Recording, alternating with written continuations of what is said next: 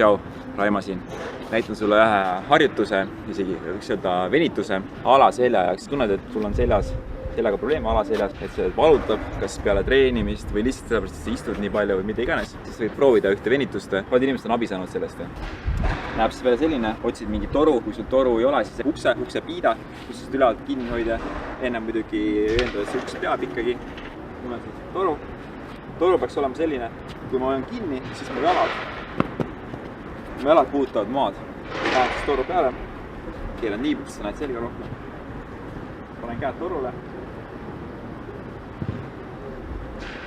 Jalad jäävad maha ja lasen ennast lihtsalt rippuda.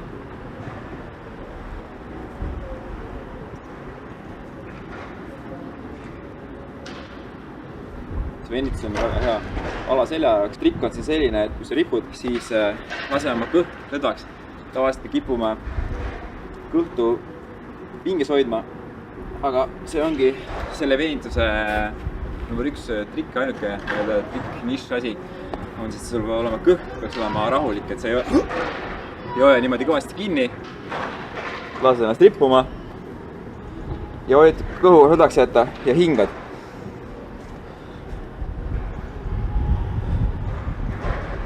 Ja ripud niimoodi 30 sekundit, minut. Sa peaksid tundma kiirelt, et su alaselge seljavalju hakkab üle minema. Kui sa tunned, et su ebamugavust, siis lõpeta see harjutus kohaselt, ära tee seda, aga enamus inimestel peaks see pigem aitama kui kahju tegema. Aga nagu ma ütlesin, kui sa tunned ebamugavust, siis lõpeta kohe. Ehk siis võtad torust kinni, jalad jäävad maha, jalad ei ripu. Ja lihtsalt oled niimoodi, vedelad nagu sült nii-öelda.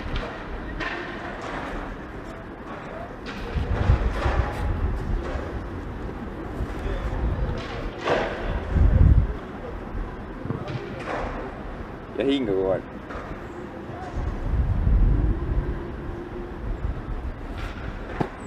Loodan, et sellest harjutusest oli sul abi.